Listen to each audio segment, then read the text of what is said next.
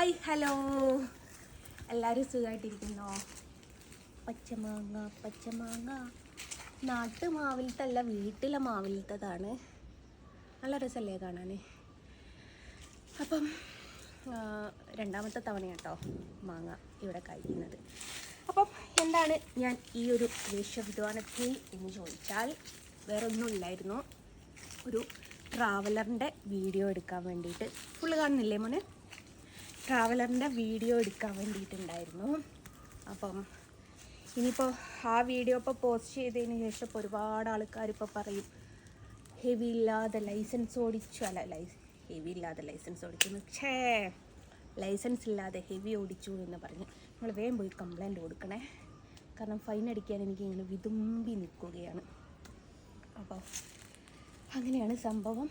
അപ്പോൾ ഞാൻ വിചാരിച്ചു എന്നും അകത്തുനിന്നല്ലേ വീഡിയോസ് എടുക്കാറ്, ഇന്ന് ഞാൻ വിചാരിച്ചു ഒന്ന് പുറത്തുനിന്ന് എടുക്കാമെന്ന് കരുതി. അപ്പം പ്രത്യേകിച്ച് എനിക്ക് ഈ ഒരു അവസരത്തിലൊന്നും പറയാനില്ല. വിവാദങ്ങളൊക്കെ ഏകദേശം ഒന്ന് കെട്ടടങ്ങി നിൽക്കുകയാണ്. അടുത്ത വിവാദത്തിനുള്ള വകുപ്പാണ് ഞാൻ ഉണ്ടാക്കി തന്നത്. ഹെവി ലൈസൻസ് ഇല്ലാതെ ജസ്റ്റ് ഞാൻ വണ്ടി ഓടിച്ചു, RTO ഓഫീസിൽ പോയിട്ട് വേഗം കംപ്ലൈൻറ്റ് കൊടുക്കും കേട്ടോ. അപ്പോൾ ഇപ്പം അനങ്ങിയ എല്ലാവർക്കും കംപ്ലൈൻ്റ് ആണല്ലോ, അതുകൊണ്ട് പറഞ്ഞതാണ്. അപ്പോൾ അങ്ങനെയാണ് എൻ്റേതായിട്ടുള്ള കുറച്ച് തിരക്കുകൾ എനിക്ക് ഇങ്ങനെ നടന്നുകൊണ്ടിരിക്കുകയാണ്. അപ്പം അതിൻ്റെ കുറച്ച് കാര്യങ്ങളാണ്. അപ്പോൾ കുറച്ച് ദിവസത്തേക്ക് ഈ വീഡിയോ എനിക്ക് അപ്ലോഡ് ചെയ്യാൻ പറ്റുമോ എന്നുള്ളതൊന്നും അറിയില്ല. ഞാൻ കുറച്ച് ഇവിടെ എത്തിരിക്കട്ടെ. ഇത് പിള്ളേർ വെറുതെ എടുത്തിട്ടതാ. അപ്പോൾ അങ്ങനെയാണ് ഗൈസ്. അപ്പോൾ എന്താണ് സംഭവം എന്ന് വെച്ചാൽ എൻ്റേതായിട്ടുള്ള കുറച്ച് പേഴ്സണൽ കാര്യങ്ങളുണ്ട്. അപ്പോൾ അതിൻ്റേതായിട്ടുള്ള കുറച്ച് തിരക്കുകളും കാര്യങ്ങളും ആയിട്ട് മുമ്പോട്ട് പോവുകയാണ്. കുറച്ച് ദിവസം വീഡിയോ ഇടാൻ എനിക്ക് പറ്റുമോ എന്ന് എനിക്കറിയില്ല, എങ്കിലും ഞാൻ ട്രൈ ചെയ്യും വീഡിയോ ഇടാനായിട്ട്. അതാണ് സംഭവം.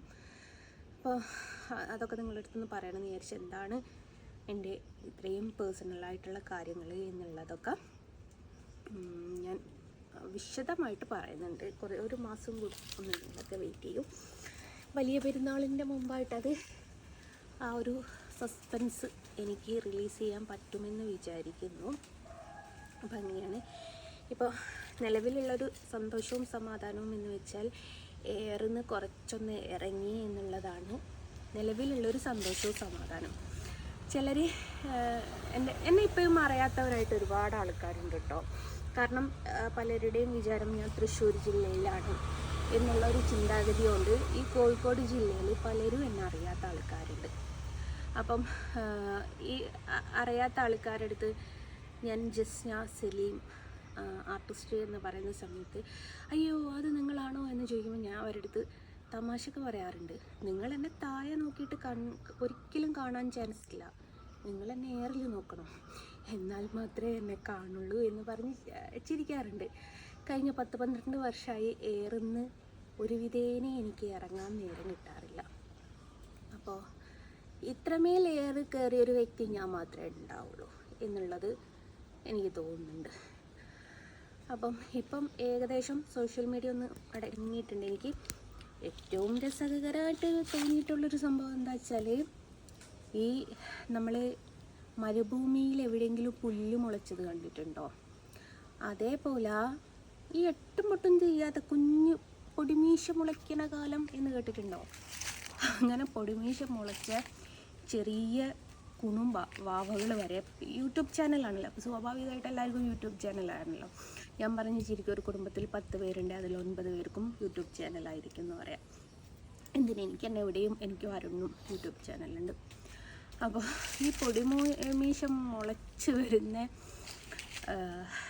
ഈ കുണുവാവകൾ വരെ ജസ്ന ഉടായിപ്പ് പറഞ്ഞെടുത്തിട്ട്, അപ്പോൾ ഇവരൊന്നും എന്തിൻ്റെ പേരിലാണ് ഈ എടുത്തിട്ടുന്നത് എനിക്ക് മനസ്സിലാവുന്നില്ല. അപ്പോൾ ഞാൻ ഈ ഉടായിപ്പാണെന്ന് പറയുന്നത് എന്തിൻ്റെ പേരിലാണ്? കൃഷ്ണനെ വരയ്ക്കുന്നില്ല. ഇപ്പം ഹിന്ദുക്കളെ പറ്റിച്ച് ജീവിക്കുന്നു എന്ന് പറയുന്നു. ഞാൻ എവിടെയാണ് പറ്റിച്ച് ജീവിക്കുന്നത്? അവരെന്നെ ഫോട്ടോ കേൾപ്പിക്കുന്നു, ഞാനത് വരച്ച് വ്യക്തമായിട്ടത് കൊടുക്കുകയും ചെയ്യുന്നുണ്ട്. നമ്മളിപ്പം ഒരു സംഭവം കൊടുത്തിട്ടില്ലെങ്കിൽ ഓക്കെ, പറ്റിപ്പുകാരി എന്ന് പറയാം. ഞാൻ വരച്ച് കൊടുക്കുന്നുണ്ട്. ഇനിയിപ്പം അതിൻ്റെ പ്രൈസാണ് വിഷയമെങ്കിൽ എന്ത് മെറ്റീരിയലാണ്, എത്ര റേഞ്ച് വരുന്നത് എന്നുള്ള ഡീറ്റെയിലും ഞാൻ പറയുന്നുണ്ട്.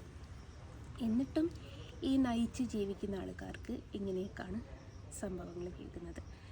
പിന്നെ ഞാനൊരു കാര്യം പറയട്ടെ, മനുഷ്യനാണ്, മനുഷ്യൻ്റെ സാഹചര്യങ്ങൾ ഏത് വഴിക്കൂടെയാണ് ചിന്തിക്കുക എന്ന് പറയാൻ പറ്റില്ല. മനുഷ്യൻ്റെ മനസ്സ് എന്ന് പറയുന്നത് വല്ലാത്തൊരു സംഭവമാണ്. ഇവൻ നാളെപ്പം ഞാൻ ഈ ഭൂമിയിലില്ലെങ്കിലും ഈ കുറ്റം പറഞ്ഞ ആൾക്കാർ ഒരാൾ പോലും എന്നെ പുകയത്തിയൊരു വീഡിയോ ഇടാൻ നിൽക്കരുത് കേട്ടോ. കാരണം എനിക്കത് അനുഭവമുള്ളൊരു സംഭവമാണ്. ഞാനന്ന് ഹോസ്പിറ്റലിൽ കിടന്ന സമയത്ത് അതുവരെ കുറ്റം പറഞ്ഞ ആൾക്കാർ ഞാൻ ചത്തുപോകുമെന്ന് വിചാരിച്ചിട്ട് എനിക്ക് സപ്പോർട്ടായിട്ട് സംസാരിച്ചിട്ടുണ്ട്. ഇവൻ എനിക്കൊരു കാര്യത്തിലേ സന്തോഷമുള്ളൂ, ഞാനിപ്പോൾ ഈ നാളെ ഈ ഭൂമിയിൽ നിന്ന് ഇല്ലാതായി എന്ന് വെച്ചാൽ പോലും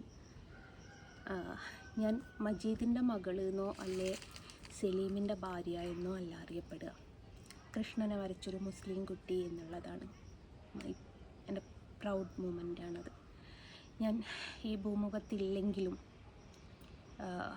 കൃഷ്ണനെക്കുറിച്ച് ഏതെങ്കിലും സാഹചര്യത്തിൽ ആരെങ്കിലും സംസാരിക്കുന്ന സമയത്ത്, ഇനിയിപ്പം നിങ്ങളൊക്കെ പറയും പോലെ ഉഡായിപ്പ് കൃഷ്ണഭക്തയായിരിക്കും, എങ്കിലും ആ ഉഡായിപ്പിൽ പറയാനെങ്കിലും എൻ്റെ പേര് വരും. കൃഷ്ണനോടൊപ്പം എൻ്റെ പേരും ചേർത്ത് വെക്കും. അതിലേക്കും വലിയൊരു ഭാഗ്യമോ അതിലേക്കും വലിയൊരു സന്തോഷമോ എനിക്ക് വേറില്ല. അപ്പോൾ അടുത്ത ചോദ്യം, എന്നാൽ പിന്നെ മതം മാറിക്കൂടെ? ഞാൻ മുന്നിലൊക്കെ വ്യക്തിപരമായിട്ടുള്ള സ്വാതന്ത്ര്യങ്ങളാണ്. മാറേണ്ട ഒരു സാഹചര്യം വരച്ചാൽ ഞാൻ മാറണ്ടെങ്കിൽ വന്നാലല്ലേ. അപ്പം അങ്ങനെയാണ് സംഭവം.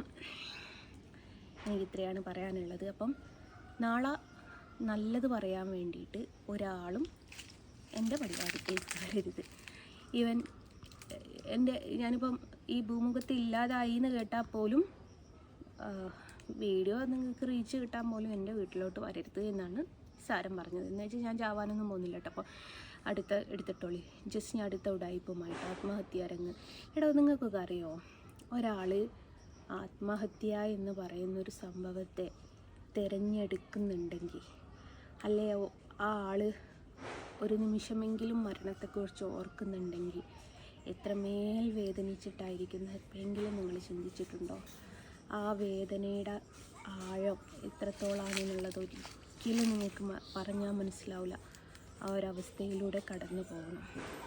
ആ ഒരവസ്ഥയിലൂടെ കടന്നു പോയാൽ മാത്രമേ അതിൻ്റെ ഡെത്ത് അല്ലെ അതിൻ്റെ വേദന എത്രമേലുണ്ടായിരുന്നു എന്നുള്ളത് നിങ്ങൾക്ക് മനസ്സിലാവുള്ളൂ കേട്ടോ. അപ്പോൾ ഈ ഒരു വീഡിയോ ഇത്ര മാത്രമേ ഉള്ളൂ. എല്ലാവർക്കും നന്ദി.